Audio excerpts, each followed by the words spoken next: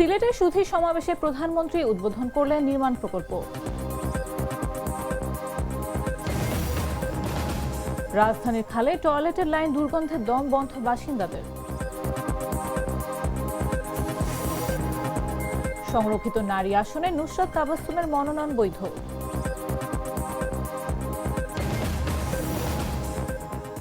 যুদ্ধবিরতি থাকা ইরান যুদ্ধের জন্য অনুমোদন প্রয়োজন নেই কংগ্রেসকে ট্রাম্প। এবং ম্যারাডোনার মৃত্যু মামলায় সাক্ষ্যে উঠে এলো মানসিক রোগের প্রসঙ্গ।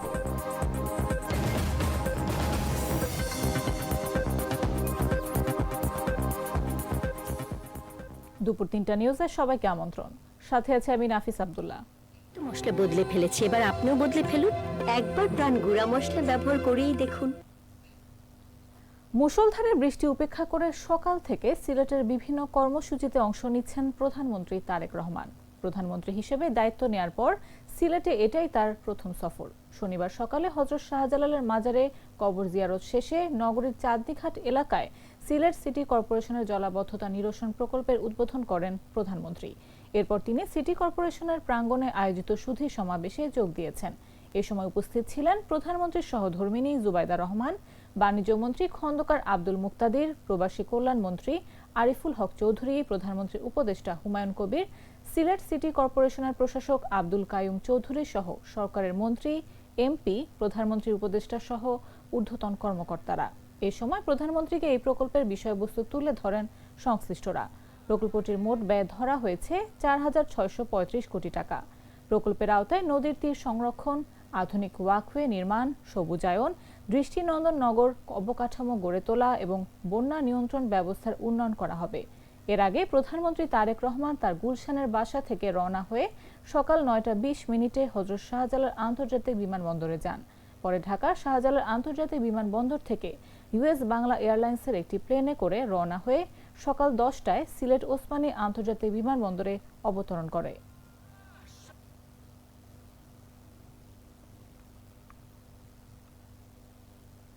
সংরক্ষিত নারী আসনে জাতীয় নাগরিক পার্টি থেকে নুসরাত তাবাসসুমের মনোনয়ন বৈধ ঘোষণা করেছে নির্বাচন কমিশন।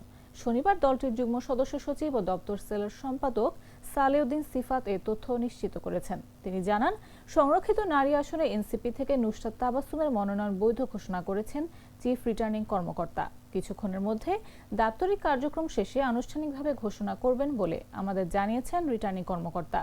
জাতীয় নাগরিক পার্টির পক্ষ থেকে আমরা নির্বাচন কমিশনের মিডিয়া সেন্টারে কিছুক্ষণের মধ্যে ব্রিফ করব।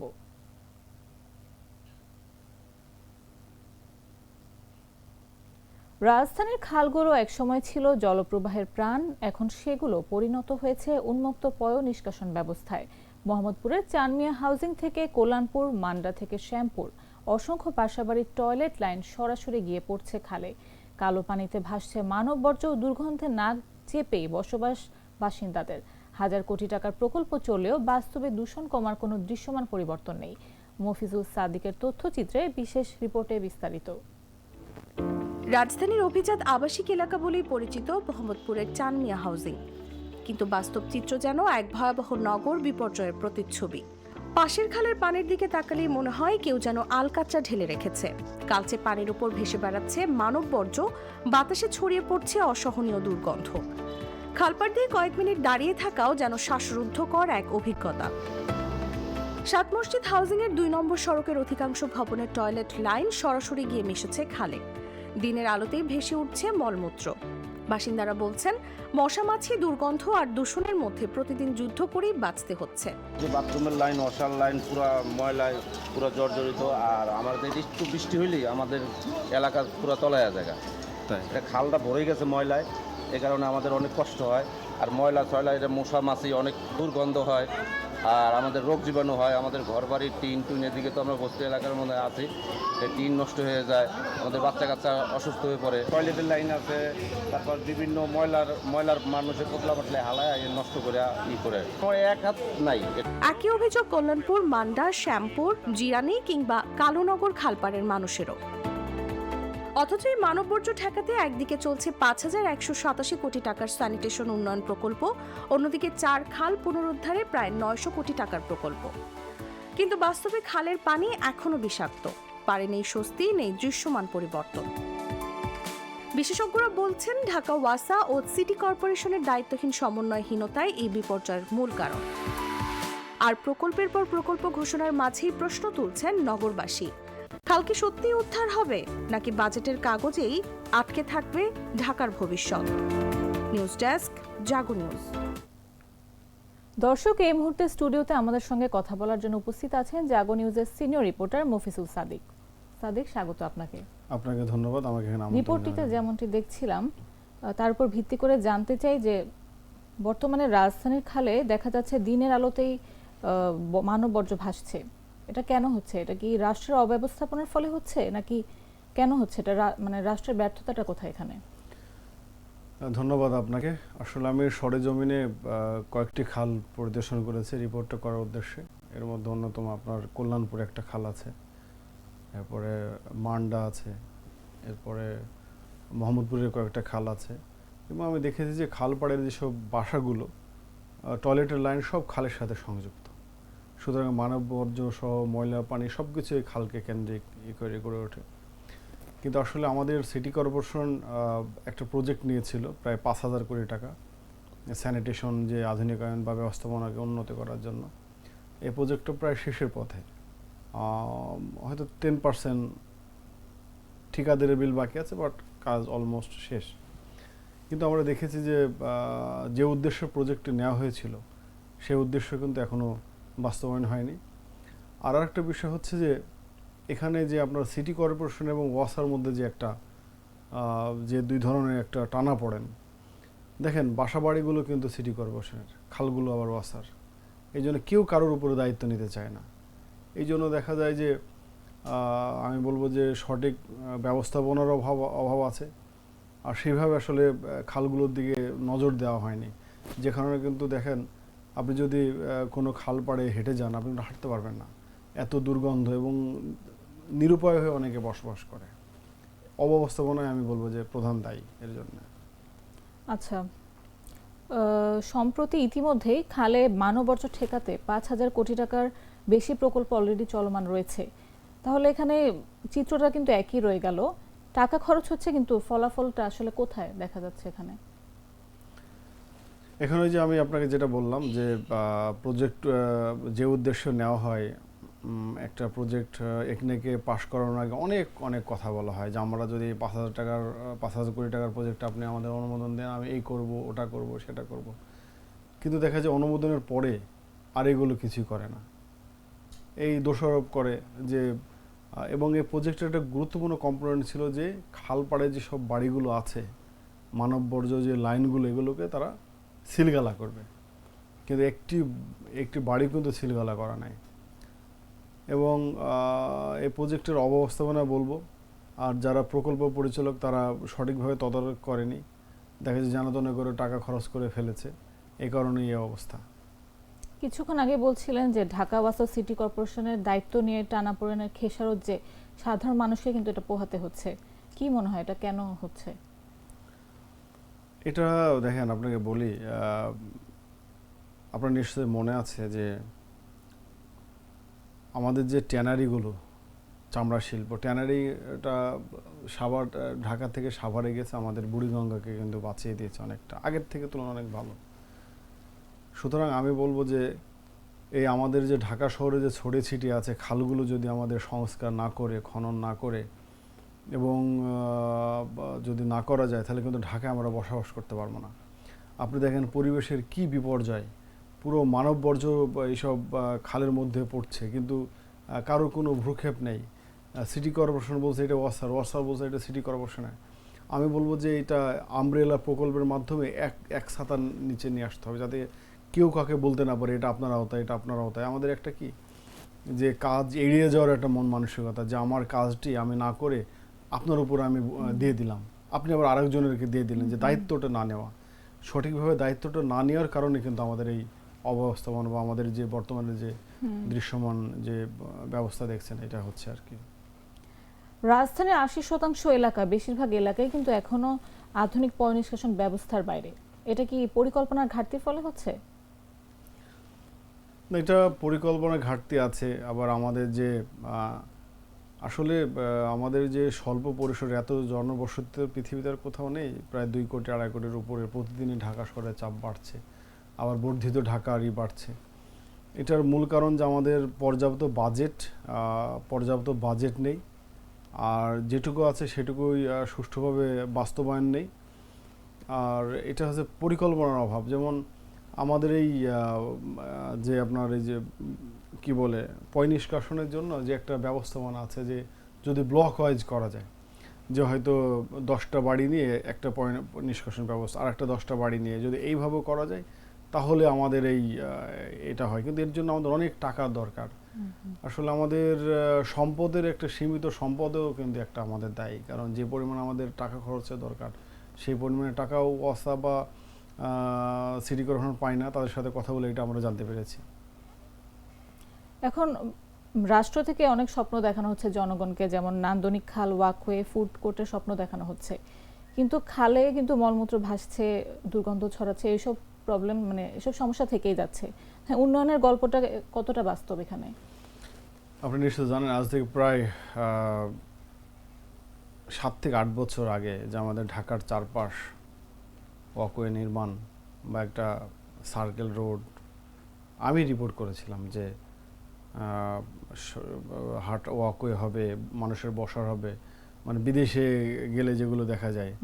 যেমন আমার মনে আছে আমি নিউ ইয়র্কে দেখেছিলাম যে ব্যাটারি পার্ক বলে, যে ম্যানহাটানের যে মানে কি চমৎকার সেই নদী ব্যবস্থাপনা। তো এরকম একটা প্ল্যান তো আমাদের করেছিল। আপনি দেখবেন যে বিক্ষিপ্তভাবে ওইগুলো ওইভাবে আছে, আর কিন্তু সংযুক্ত হয়নি। আপনি যদি ঢাকা চারপাশ দেখেন এগুলো দেখবেন। আমি বলবো যে এটা একদম ওই যে বললাম প্রজেক্ট নেওয়ার সময় যে সুন্দর সুন্দর কথা বলা হয়, প্রজেক্টটা নেওয়ার পর থেকে আর এগুলো পালন করা হয় না।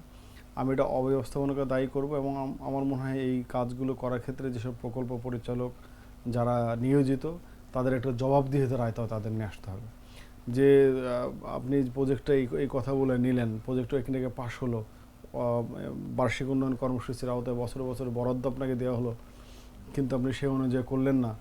এখানে আমার মনে হয় জবাবদিহিতার একটা অভাব আছে, যে কারণে আমাদের সুন্দর সুন্দর গল্পগুলো বললেও দেখা যায় গল্পর মধ্যে থেকে যায়, বাস্তবে আর রূপ আমরা দেখতে পাই না। আচ্ছা, আমরা আশা রাখছি রাষ্ট্র শীঘ্রই এই ব্যাপারে নজর রাখবে। সাদিক, অসংখ্য ধন্যবাদ আমাদের সঙ্গে স্টুডিওতে উপস্থিত আপনাকে থাকার অনেক জন্য। ধন্যবাদ। দর্শক, কথা বলছিলাম জাগো নিউজের সিনিয়র রিপোর্টার সাদিক, মফিজুল সাদিকের সাথে। এবার চলে যাব অন্যান্য সংবাদে। গাছের লিচু পেড়ে রুমে রুমে পৌঁছে দিলেন হল সংসদের নেতারা। গাছ থেকে পাড়া লিচু প্যাকেট করার কাজ চলছে। রাজশাহী বিশ্ববিদ্যালয়ের বিজয় 24 হলের গাছগুলো থেকে লিচু পড়ে প্রতিটি রুমে পৌঁছে দেওয়া হয়েছে। শুক্রবার দুপুরে হল সংসদের নেতারা শিক্ষার্থীদের রুমে রুমে লিচু পৌঁছে দেন। এই সময় উপস্থিত ছিলেন হলের প্রাধ্যক্ষ অধ্যাপক ডক্টর মোহাম্মদ জামিরুল ইসলাম। হল সূত্রে জানা যায়, হলের গাছগুলো থেকে প্রায় 5000 লিচু সংগ্রহ করা হয়। এসব লিচু পিএইচডি ব্লক সহ 135টি রুমে এবং হলের কর্মকর্তা কর্মচারীদের মধ্যে সমানভাবে ভাগ করে প্যাকেট আকারে বিতরণ করা হয়। প্রতিটি রুমে 25 থেকে 30টি করে টাটকা লিচু পৌঁছে দেওয়া হয়। বিজয় 24 হল সংসদের ভিপি রাসেল মিয়া বলেন, গত বছর আমরা বিজয় 24 হলের প্রতিটি লিচু গাছের ফল শিক্ষার্থীদের মধ্যে বন্টন করেছিলাম। সেই ধারাবাহিকতায় এবছরও শিক্ষার্থীদের সহায়তায় গাছ থেকে লিচু সংগ্রহ করা হয়েছে। পরে সেগুলো প্রতিটি রুমে শিক্ষার্থীদের মাঝে বিতরণ করা হয়েছে। এ বিষয়ে হলের প্রভোস্ট অধ্যাপক জামিরুল ইসলাম বলেন, হলের একটি লিচু গাছে এবছর প্রচুর ফল ধরেছিল। আমরা সেগুলো সব শিক্ষার্থীর মাঝে বিতরণ করতে চেয়েছিলাম। লিচু সংগ্রহ করে প্রতিটি রুমে পৌঁছে দেওয়া হয়েছে। পাশাপাশি কর্মকর্তা কর্মচারীদেরও দেওয়া হয়েছে। সবাই মিলে উৎসবমুখর পরিবেশে এটি উপভোগ করেছি।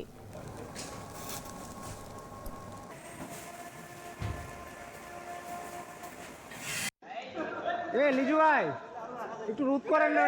আমরা গত বছর বিজয় 24 হল থেকে এই লিচু গাছ থেকে লিচু পেড়ে আমরা শিক্ষার্থীর মধ্যে প্রত্যেকটা রুমেই আমরা বন্টন করে দিয়েছিলাম। তারই ধারাবাহিকতায় আমরা দেখতে পেয়েছি বাংলাদেশের বিভিন্ন ক্যাম্পাসগুলোতে আম, লিচু বা অন্যান্য ফল ফলাদি পেরে তারা অনুরূপ উৎসবে মেতে উঠেছিল।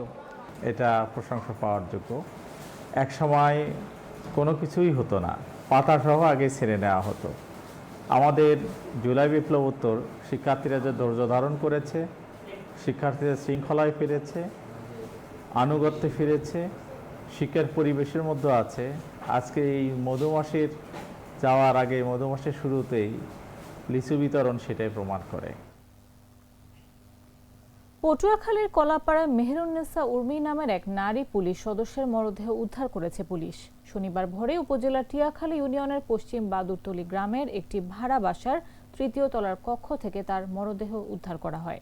নিহত উর্মি বাউফল উপজেলার ইন্দ্রপুর গ্রামের বহিষ্কৃত পুলিশ সদস্য মুহিবুর রহমান বাপ্পির স্ত্রী। তিনি আমতলী পৌর শহরের শাহজাহান মিয়ার মেয়ে এবং কলাপাড়া থানায় কনস্টেবল পদে কর্মরত ছিলেন। 2 সন্তানের জননী উর্মি দীর্ঘদিন ধরে পরিবার সহ কলাপাড়ায় বসবাস করছিলেন। সূত্র জানায়, প্রায় 8 মাস আগে উর্মি তার স্বামী বাপ্পি ও 2 সন্তানকে নিয়ে পশ্চিম বাদুরতলীর একটি বাসায় ভাড়া থাকতেন। পারিবারিক বিষয় নিয়ে তাদের মধ্যে প্রায়ই কলহ হতো বলে জানান প্রতিবেশীরা। শুক্রবার দিবাগত রাত 1টার দিকে বাপ্পি থানায় ফোন করে জানান তার স্ত্রী ঘরের সিলিং ফ্যানের সঙ্গে ফাঁস দিয়েছেন। খবর পেয়ে পুলিশ ঘটনাস্থলে গিয়ে ভোরে মরদেহ উদ্ধার করে। পুলিশ জানিয়েছে, প্রাথমিক সুরতহাল রিপোর্ট করা হয়েছে এবং মরদেহ ময়নাতদন্তের জন্য পটুয়াখালী মর্গে পাঠানো হচ্ছে। কলাপাড়া থানার ওসি নজরুল ইসলাম বলেন, প্রাথমিকভাবে এটি আত্মহত্যা মনে হলেও বিষয়টি গুরুত্ব দিয়ে তদন্ত করা হচ্ছে। ঘটনার সঙ্গে অন্য কোনো কারণ জড়িত কিনা তা খতিয়ে দেখা হচ্ছে। নিহতের স্বামী ও 2 সন্তানকে থানায় নেওয়া হয়েছে। আইনগত প্রক্রিয়া চলমান রয়েছে।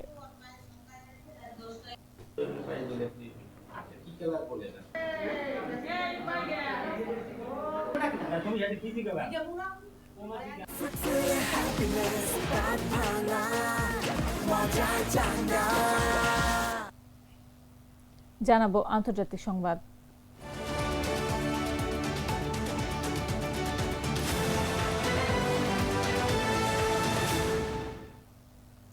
মার্কিন প্রেসিডেন্ট ডোনাল্ড ট্রাম্প কংগ্রেসকে জানিয়েছেন, ইরানের সঙ্গে চলমান যুদ্ধবিরতির কারণে যুক্তরাষ্ট্রের শত্রুতা কার্যত শেষ হয়েছে। ফলে সামরিক পদক্ষেপ চালিয়ে যেতে কংগ্রেসের অনুমোদনে নির্ধারিত 60 দিনের সময়সীমা তার ক্ষেত্রে প্রযোজ্য নয় বলে তিনি দাবি করেছেন। আইন অনুযায়ী প্রেসিডেন্টকে সামরিক অভিযানের 60 দিনের মধ্যে কংগ্রেসের অনুমোদন নিতে হয়, নতুবা যুদ্ধ কার্যক্রম বন্ধ করতে বাধ্য থাকেন। তবে কংগ্রেস নেতাদের কাছে পাঠানো এক চিঠিতে ট্রাম্প উল্লেখ করেন, গত মাসে হওয়া যুদ্ধবিরতির পর 2026 সালের 7 এপ্রিল থেকে যুক্তরাষ্ট্র ও ইরানের মধ্যে আর কোনো সংঘর্ষ হয়নি। অন্যদিকে যুক্তরাষ্ট্র ও ইরানের এখনও দীর্ঘমেয়াদের শান্তি চুক্তিতে পৌঁছাতে পারেনি। ইরানের গণমাধ্যম জানিয়েছে, পাকিস্তানের মাধ্যমে তেহরান থেকে নতুন একটি প্রস্তাব পাঠানো হয়েছে, যদিও এর বিস্তারিত প্রকাশ করা হয়নি। এদিকে ট্রাম্প স্বীকার করেছেন, একটি চুক্তিতে পৌঁছানো কঠিন হয়ে পড়েছে। তিনি বলেন, যুদ্ধে ইরানের শীর্ষ সামরিক কর্মকর্তাদের নিহত হওয়ায় দেশটির নেতৃত্ব বিভ্রান্ত অবস্থায় রয়েছে। আইনটির ব্যাখ্যা নিয়ে বিতর্ক তৈরি হয়েছে। মার্কিন যুক্তরাষ্ট্রের কংগ্রেসের কিছু সদস্য মনে করছেন, যুদ্ধবিরতি থাকলেও 60 দিনের সময়সীমা থেমে থাকে না।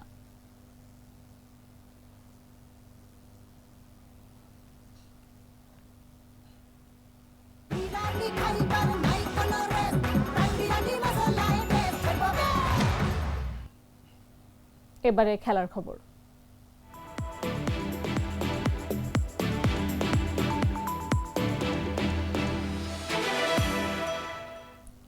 প্রয়াত আর্জেন্টাইন কিংবদন্তি ডিয়েগো ম্যারাডোনার বাইপোলার ডিসঅর্ডার ছিল এবং তিনি নার্সিসিস ধরনের ব্যক্তিত্বের অধিকারী ছিলেন বলে আর্জেন্টিনার আদালতে বৃহস্পতিবার সাক্ষ্য দিয়েছেন একজন মনোবিজ্ঞানী। আর্জেন্টিনার সংবাদ মাধ্যমের বরাতে এ তথ্য জানা গেছে। তিনি আরও জানান, বিশ্ব ফুটবলের এই কিংবদন্তির জন্য সম্পূর্ণভাবে অ্যালকোহল মুক্ত চিকিৎসা পরিকল্পনা প্রয়োজন ছিল। মামলায় অভিযুক্ত মনোবিজ্ঞানী কার্লোস ডিয়াজের বিরুদ্ধে অভিযোগ আনা হয়েছে অবহেলাজনিত হত্যাকাণ্ডের কারণ তিনি ভুল ওষুধ দিয়েছিলেন বলে দাবি করা হচ্ছে। তিনি মোট 7 জন আসামির একজন, যাদের বিরুদ্ধে ম্যারাডোনার মৃত্যুর জন্য ফৌজদারি দায়িত্ব রয়েছে। তিনি আদালতে বলেন, 2020 সালের 26 অক্টোবর ম্যারাডোনার সঙ্গে তার দেখা হয়েছিল মৃত্যুর 29 দিন আগে। সে সময় তিনি আর্জেন্টাইন কিংবদন্তিকে সোফায় বসে ওয়াইন পান করতে দেখেছিলেন। তিনি আরও বলেন, প্রথম দেখায় তিনি হতবাক হয়েছিলাম, কারণ তিনি আমার বাবার মতোই ছিলেন, একজন মাদকাসক্ত যিনি কয়েক মাস আগে মারা গিয়েছিলেন। দিয়াজ জানান, তিনি বিশ্বাস করতেন ম্যারাডোনা নিজের জীবনধারা বদলাতে চান এবং সেই অনুযায়ী অ্যালকোহল পরিহার ভিত্তিক চিকিৎসা পরিকল্পনা তৈরি করা হয়েছিল। তিনি আরও দাবি করেন, টক্সিকোলজি রিপোর্ট অনুযায়ী মৃত্যুর আগে ম্যারাডোনা 23 দিন কোনো ড্রাগ ব্যবহার করেননি।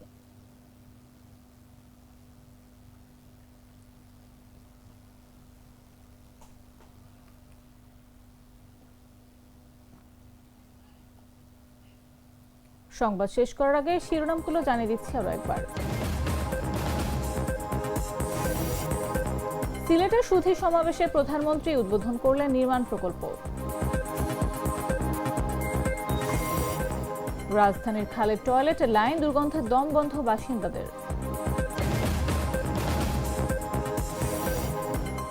সংরক্ষিত নারী আসনে নুসরাত তাবাসসুমের মনোনয়ন বৈধ।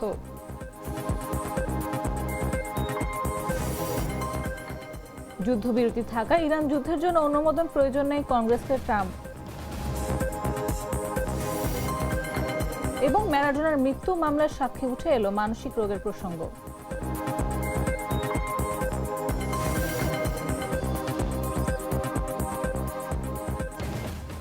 দর্শক, এই ছিল এখনকার মতো। এরপর দেখবেন বিকেল 5টা নিউজ। প্রতি মুহূর্তে সর্বশেষ খবর পেতে ভিজিট করুন jagonews24.com, ফলো করুন আমাদের ভেরিফাইড ফেসবুক পেজ এবং সাবস্ক্রাইব করুন জাগো নিউজের ইউটিউব চ্যানেল। এখন সাথে থাকার জন্য ধন্যবাদ সবাইকে।